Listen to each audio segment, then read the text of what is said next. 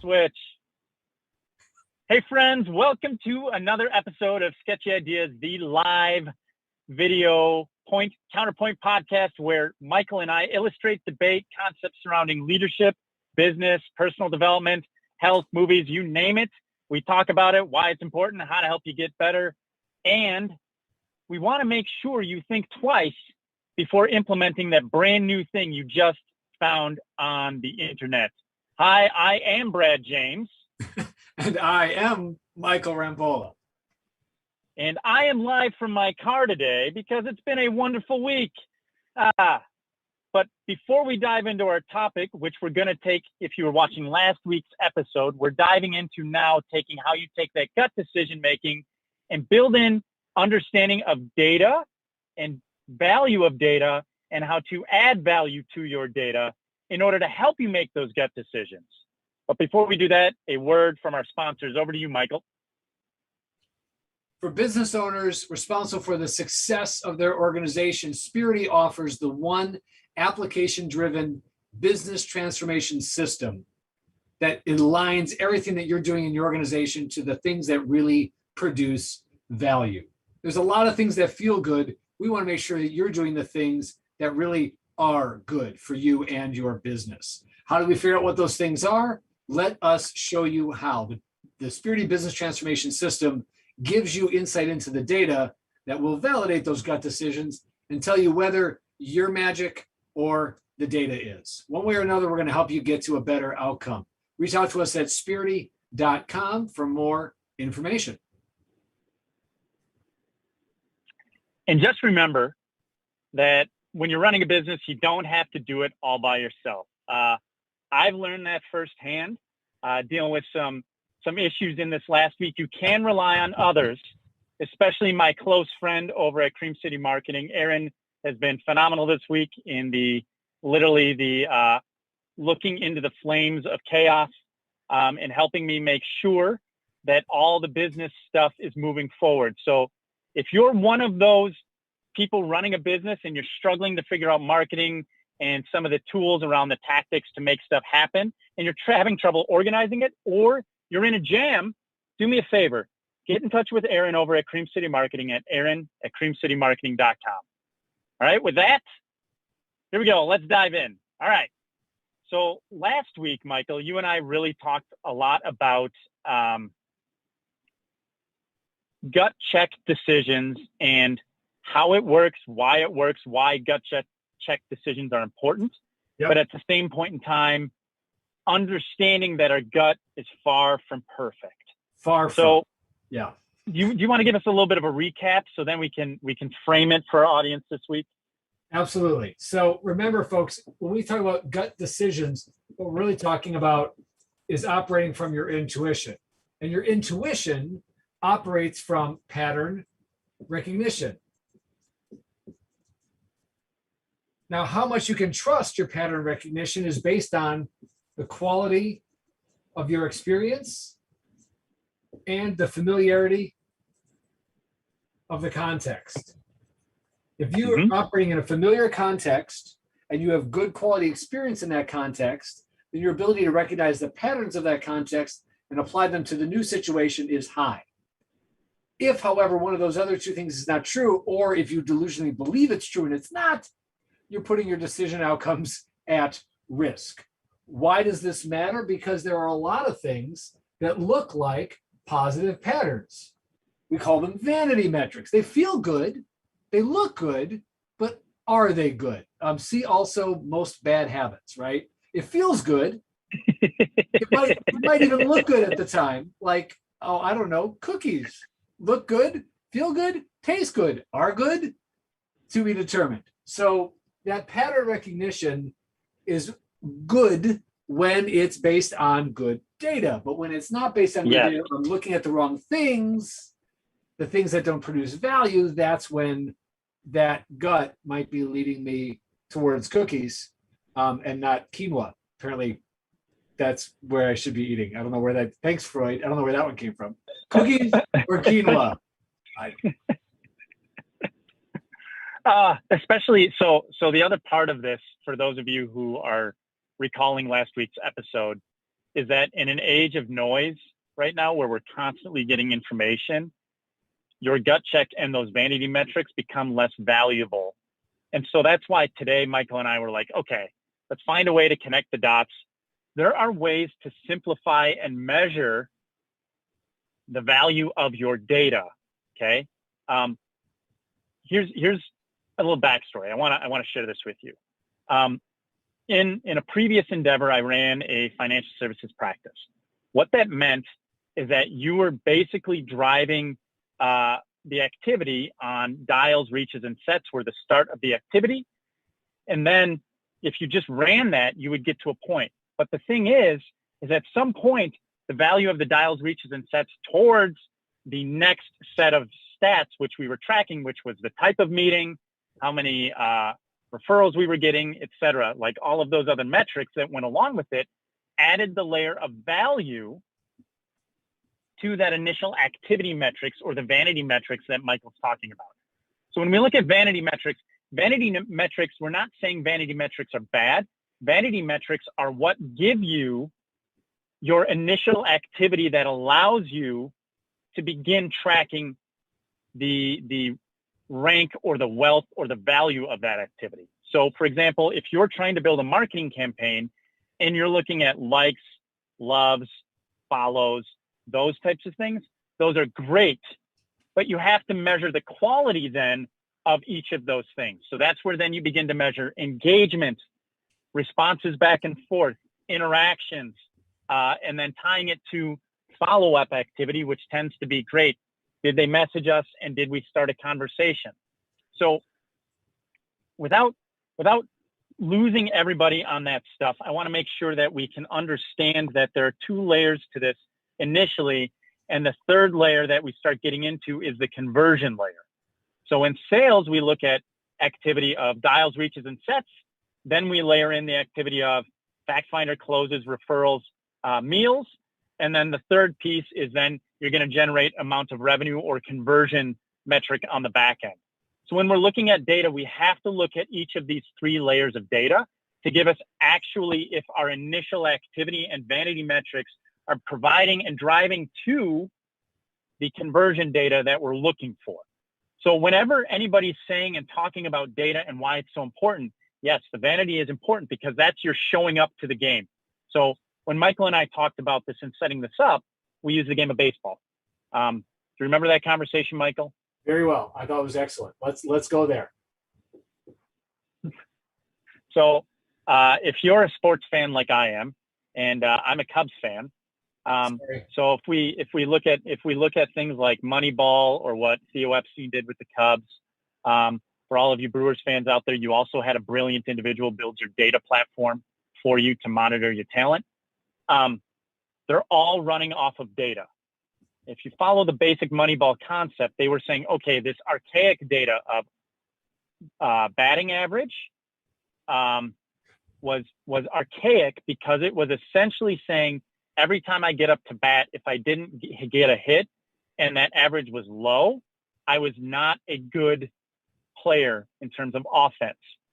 So the whole Moneyball concept is I don't care about their batting average. I care about if they get on base and have a good at bat.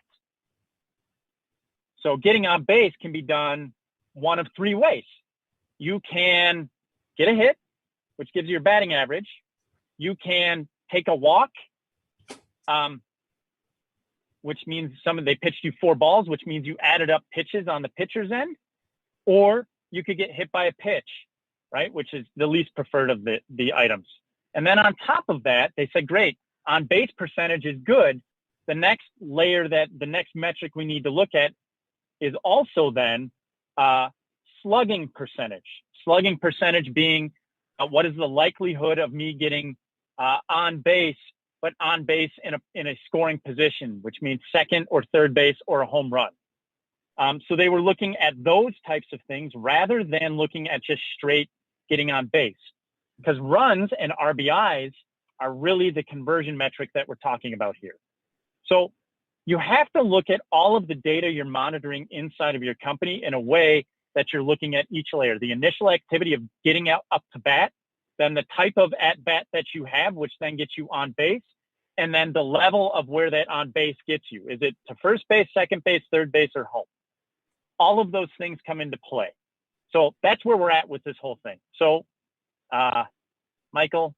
Yeah. All right. Let me pull it back and translate. So what I'm hearing is batting average is an easy number. Everybody can, almost anybody could calculate that. It's a very simple metric. It's very obvious and intuitive. I can calculate it at the individual level very easily, because it's what did that individual do in their individual performance this time, plus and averaging out the other times, right? Yes. That's basic batting average, but it's only telling me one part of this whole story. And just whether or not I got on base doesn't tell me whether or not I got a point. I crossed that home plate, which is like, did I get likes and loves? Did I get deals and reaches and sets? Yeah. Are you closing any money out of it? Meh. Correct. Let's pretend that I have a 66% batting average. That means 2 out of 3 at bats, I end up on a base. That's awesome. Then you're in the Hall of Fame. Let's go 1 out of 3. That's a realistic number. I know, but let me make a point. I'm in the Hall of Fame for my batting average, but guess if I never cross home plate, that's a problem. Yep. That's a problem. Am I a value add player if all I do is get on base and then prevent anybody else from getting on base after me, or anybody else crossing home plate after me? If I never cross home plate, that means I'm a bottleneck for everybody behind me, no matter what my batting average is, right? Yep. That's a problem. Yep. So you can't look at these metrics in isolation. As important as it is to have a good batting average, basics, it's important that we understand what happens next and the other subtle nuances of that. Likes and loves, great. Are they leading to activity? Important and necessary next step in the conversation, which I'm going to take back into the original context of social media. Okay, we've heard the term influencer. I don't love the term, especially don't love it because it's actually totally misapplied. Okay, the idea of an influencer comes from before influencers were a thing. It was asking this question: whether or not you have followers and likes and loves and all that, are people taking action based on your content? And that was a metric that, once we realized was a totally different conversation from likes and loves, actually gave rise to the concept of being influential. And then somebody co-opted that into being an influencer, and now an influencer has nothing to do with value, has everything to do with vanity. Personal opinion. Because anybody can call themselves an influencer when they have a big following, but I want to know, if I'm going to spend my ad dollars with you or have you sponsor my thing, are people actually doing anything as a result of your endorsement? If not, you've got a great batting average, but you're not getting me any scores across home plate. And that's not a good use of my budget, whether it's marketing or salary. Yep, exactly. I think so. So if we look at it from a different standpoint, and I want to do this for all of you who are not trying to be influencers out there, even though if you're awesome like Michael, he's growing a huge following on his social media. You should all go follow him on Instagram. Nobody does anything with it, but hey, it's there. At Michael Spirity, right? That's your Instagram handle. Yep. Yeah. Go follow him at Michael Spirity, and then you can make him an influencer. Maybe he'll rep your next clothing line for you, or cool hats. But if you're a small business owner, here's where I'm going with this. Social media data, it's all great. A lot of you who are doing sales are not evaluating the level of your activity in sales the right way. It's true. Okay. So you've got listed there, Michael. Can you just walk through that for me? Yeah, I did dials, reaches, sets. Then you talked about fact finders, referrals, and all those other things, which is getting us into qualifications, conversions, and closes. That kind of idea. Like tier one. So when we basic high level. Right. Yep. So when we look at dials, reaches, and sets, the big thing that I want to make sure people understand is dials, reaches, and sets are you getting up to base, but that doesn't necessarily mean they're going to translate into fact finders, closing meetings, meals, and referrals, which gives you a point total. So we take those types of meetings and tie them to a point total that fits your business, so that every week you're hitting a certain amount of specific activity that is tied to a point total. So you need both. You need to show up which is that dials, reaches, and sets for the next week. But then your sales activity values are built on the type of meetings that you're having, the referrals you're getting, and the goal is, depending on the amount of activity you need to build your business, then we begin to average out and figure out what is the point total you need. So, for example, in the financial services practice, we were shooting for a point total of 25 to 35 points. And in a different business right now, I'm looking at significantly less points. It's closer to 15 points. But the thing is that out of that 15 points means I'm actually growing a scaling business and can scale a sales team around it. So now everybody is trying to get those points around that 15 points. And that's what leads to the next level, which is the conversions aspect of things. Because you've already identified that that's the points needed to get successfully to the next step. Yes. Yes. So it's like exactly. It's like checkpoints. Like I'm picturing, what was it? Oh man, there was this video game that we all used to love playing, at least back in, I think it was our gen, where it was the first time you actually could like do a sit down driving game. And it was all about, you had to hit the checkpoint. If you could get across the checkpoint by the time the time ran up, you got to run the next leg of the race. It was all about the checkpoint. And if you missed one checkpoint, your whole race was over. Like Racing USA or something. I'm going to blank on the name, but I remember the checkpoint concept. And the whole point was, right, if you're not fast enough to this point, you're never going to be fast enough to get to the next point. If you're not at least this many at-bats, how are you ever going to get on base? If you're not getting on base, how are you going to score? If you're not getting this many dials, reaches, and sets, you'll never get tier 2 and you'll never get to tier 3. Yeah. So let's also take this to another area of the business. For a lot of you out there, I know one of the challenging things is looking at the basic level of data, and the quality of that data is looking at your profit and loss or cash flow statements or those types of details. Okay. And I bring this up because it's easy to focus on that initial activity, but really what you need to focus on and be aware of is your profit and loss sheets, your cash flow statements. Those are your conversions. Yep. So if you're trying to understand those pieces, some of the things I tell people to look at first, forget assets, liabilities. Let's regulate it down to a language that everybody understands. Look at how much money is coming in every week. Look at how much money is going out every week. If you do those things, you can begin to work backwards to figure out what those other numbers need to be. The reason you need these 3 layers of numbers, though, is to be able to understand exactly the activity, how many times you need to get up to bat in order to generate that amount of revenue each week so that you are making money. Right. So from a why standpoint, all right, everybody has some sort of overhead, whether you believe it or not. And sometimes you're not understanding that. So that's step 1. And I'm bringing this up because we're going to have somebody very special with us at the Sketchy soiree coming up at the end of the month, so that you are going through a workshop to begin to figure out how some of that stuff works, what it looks like, how it all makes sense. For those of you who are maybe a little bit at the next level, we're also going to do a short workshop on CRMs and sales activity for you and how to tie that into your conversion metrics so that you better understand what those details all mean for you. At the end of the day, data is extremely important, and it is almost more important right now in a world of gut check data, making those gut check decisions. But you need the data to measure how well your gut is working, which goes back to how we calibrate our gut from last week.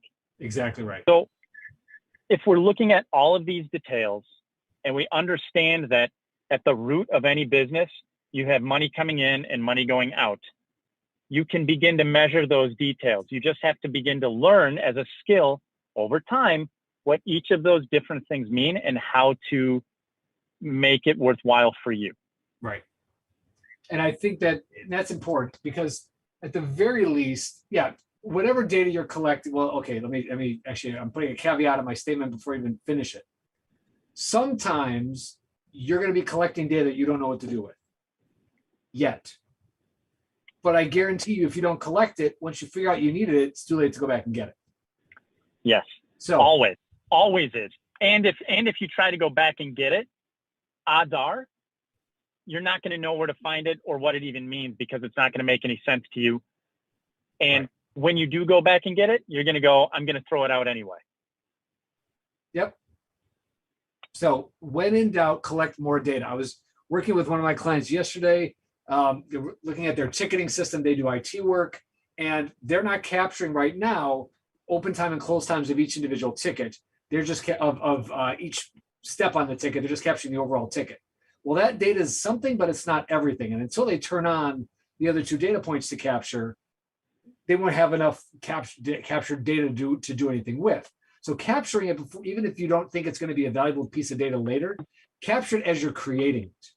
And then you'll have that data later when and if you need to do something with it. But if you don't capture it in the moment, that data might just be lost.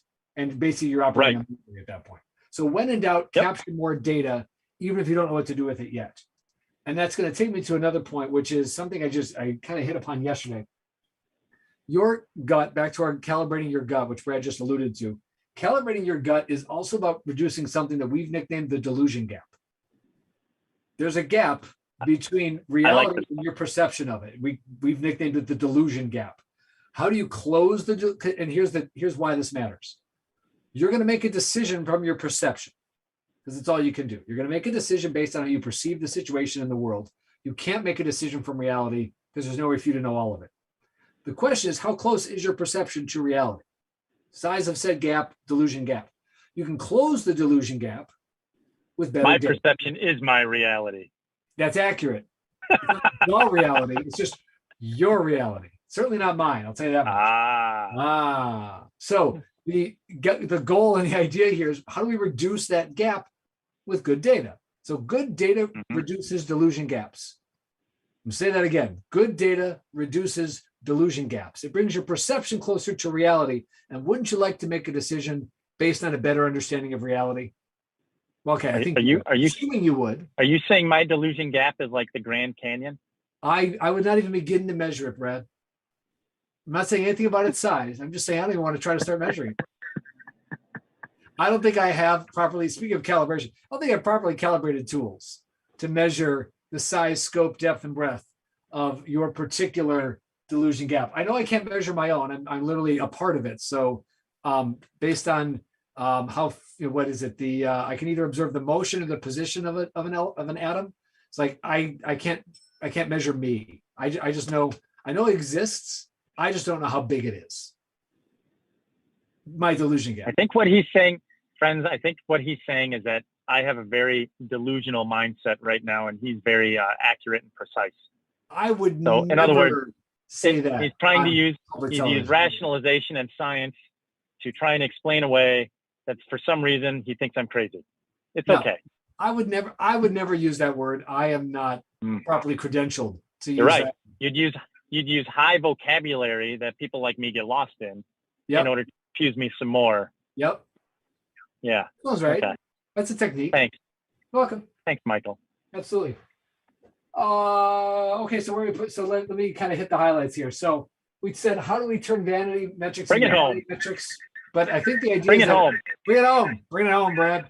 I think the idea is that we need both. You do need to know the vanity metrics, the upfronts, the likes and the loves. They give you part of the story, but not all of the story. And if you stop at that story, you're missing out on the real value to your business and the real accuracy of your perceptions to help you make better decisions and better calibrate your gut intuition. I'm not saying cookies or quinoa are better. I'm just saying you need to decide which one's more important to you. So know how much money is coming in versus how much money is going out. Better data, better decisions, better outcomes, and better world. There. How are we going to make? All right. That's how we're going to save the world, Brad. We're going to save the world. Now we're going to save the world. With vanity. You heard it here first. Vanity metrics will save the world. All right, folks. All right, Brent. Get us out of here, Brad. Go for it. You're up. Yeah, nope. I up. All right, folks. You just learned all about vanity metrics, value metrics, and why cookies beat quinoa any day of the week. We want to say thank you for being here. On behalf of Brad and myself, we thoroughly enjoyed you joining us for episode 55 of Sketchy Ideas. Please look out for the upcoming Sketchy Soiree, because it's coming and it's going to be epic and it's going to be worth it. And we're excited to bring it to you because we know that you're excited to bring yourself to it, literally and metaphorically. How do you learn more about that? Watch our pages, watch our posts. I'm excited. I know you are too for what's coming up. Today, also want to mention thank you to our producers at Cream City Media. We appreciate everything you do to make this show happen and make Brad happen every single day. We also want to say, if you have any, reach out to the show at info@sketchyideashow.com. And one of us will do our best to get back to you in a reasonable time frame. And I think that's about it. And just remember, just because it's a sketchy idea doesn't mean it's not worth exploring. We'll see you next week for more fun and games and cookies. Thanks, everybody. Take care. Bye-bye.